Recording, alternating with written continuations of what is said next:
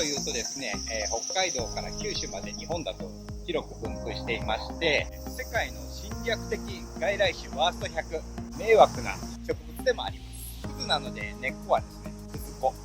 つるからはですね、カップというで、日本三大国といって昔から伝わるですね、服とかそういうものを使う繊維に使われていたりとかもしたんですが、現在ではいろんなところにはびこってしまって、すごい迷惑な植物の代表選手みたいなものです。クズの葉っぱを今日は取りに行って、今日僕のこの福井もありますけども、福井っていう植物がありますね。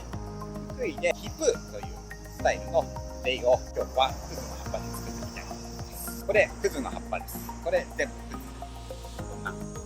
この中からこの軸の長い葉っぱを取っていきたいと思います。どんどん取っていきましょう。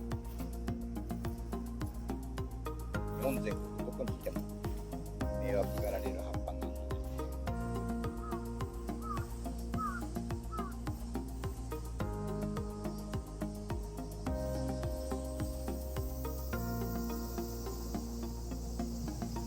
ここは誰もいないのでマスクしてなくて、では早速、クズでレイを作ってみたいと思います。まずはですね、この茎があまり長くないので、この横のやつを残してしまって、この中心の茎をですね、この真ん中の葉っぱだけ使います。中心の茎を残していきたいと思います。こんな感じ。こんな風にします。